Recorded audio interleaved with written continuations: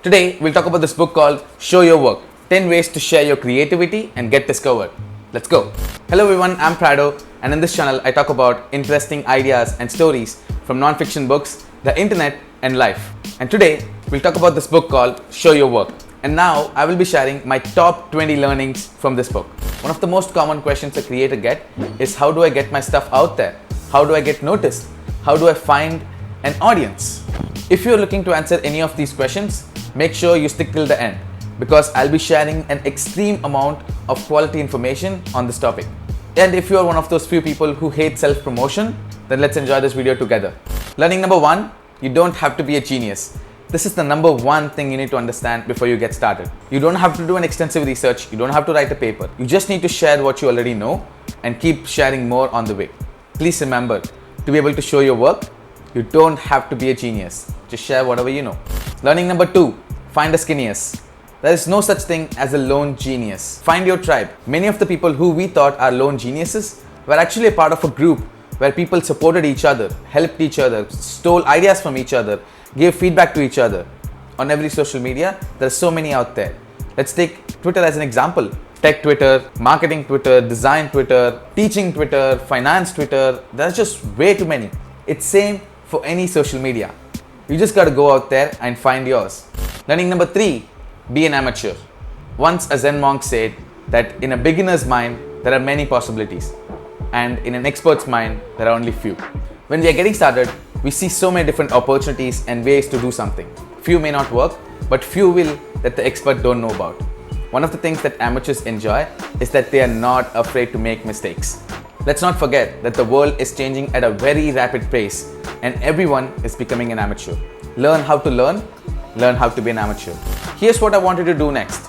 Find the scenius, pay attention to what they are sharing, and also take note of what they are not sharing, and do more of that. Learning number 4, read obituaries.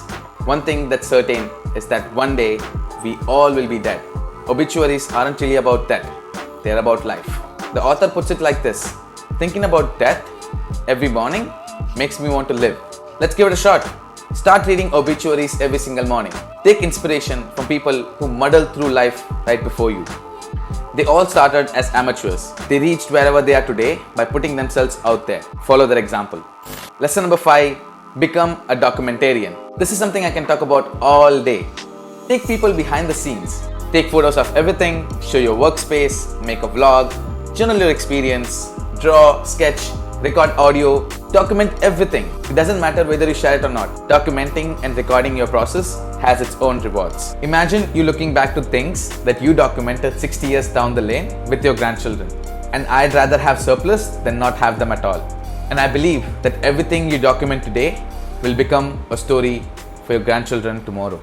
Learning number 6, share something small every day. Overnight success is a myth, and small things compound over time. If you don't know what to share, and if you're in a very early stage, share what's inspiring you, share your influences, and then when you reach a middle stage, share how you're executing a project. Write about your methods, build in public, and share works in progress.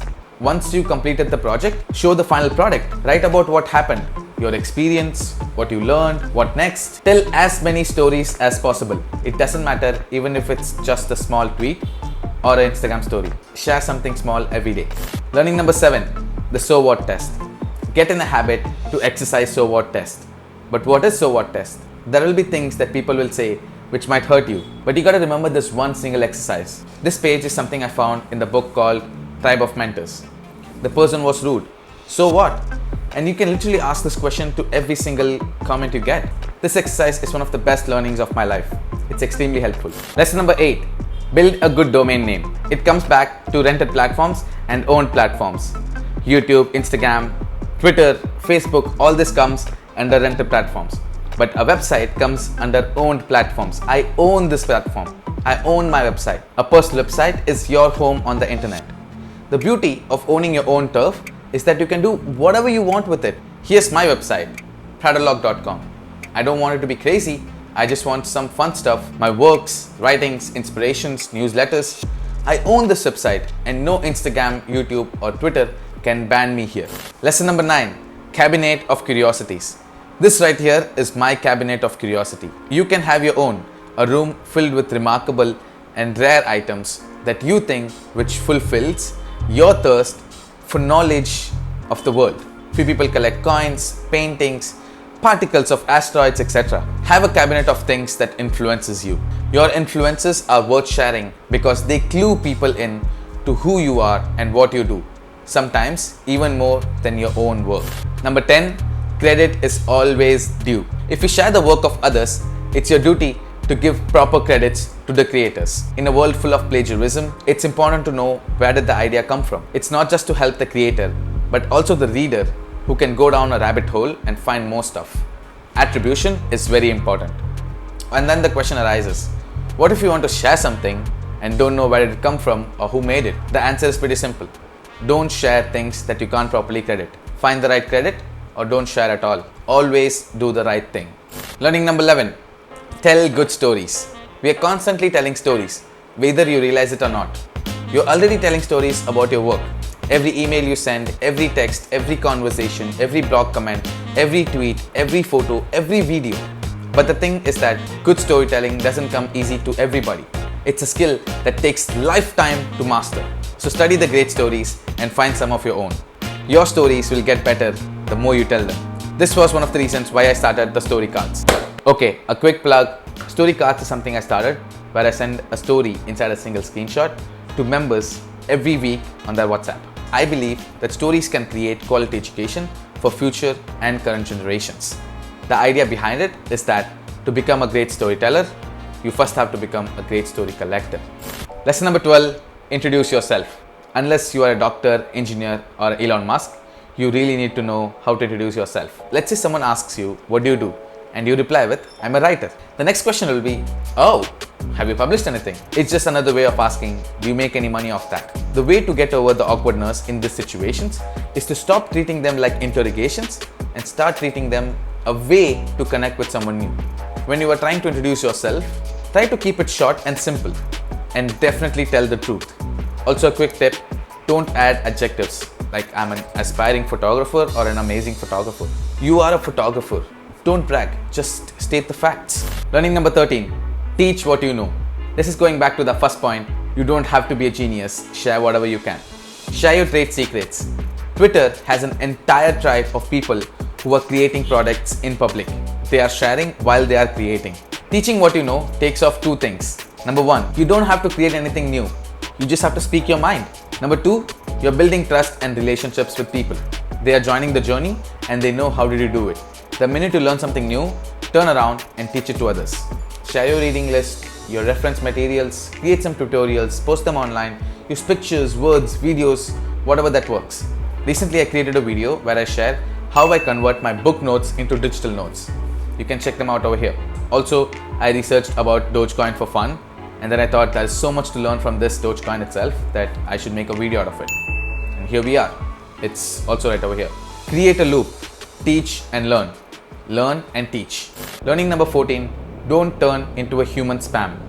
When we share stuff, there is someone who don't share something at all and someone who contributes and someone who spams all the time.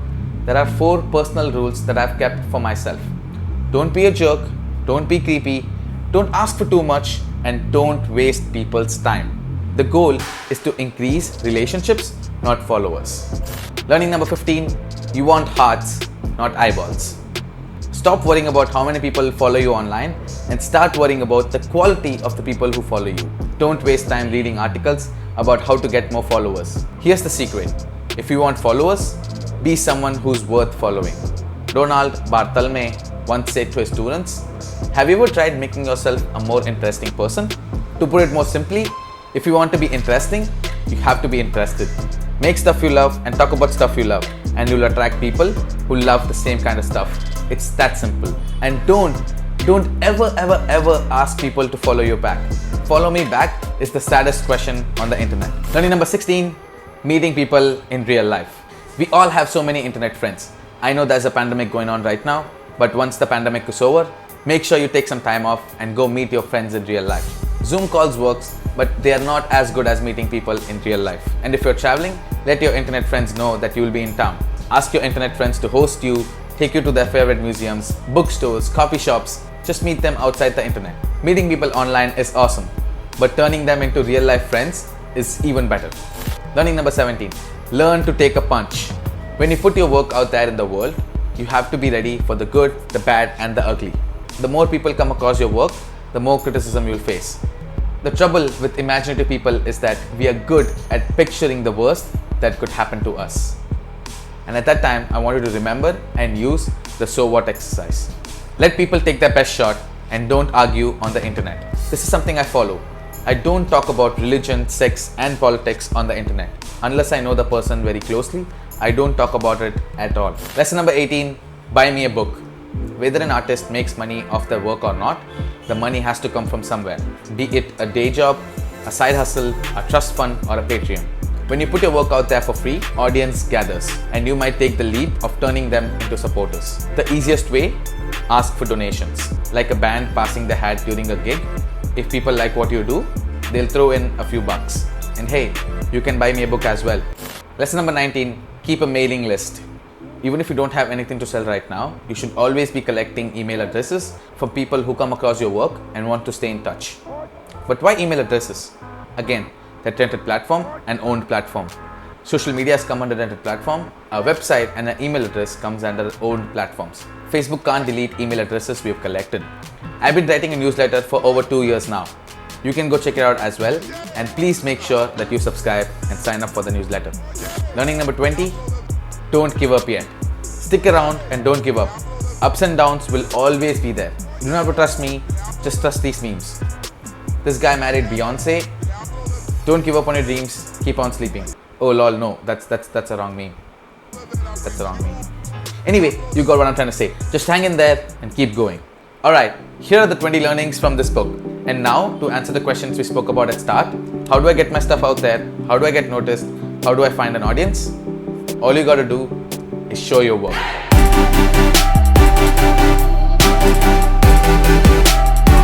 Okay, so I was thinking, what if we all share our work in the comments below, where we just share the links or the Instagram page or the Twitter page of whatever the project we're working on, and then share it with everyone in the comments so that whoever's watching can go support you, and in return all you gotta do is you support them back as well.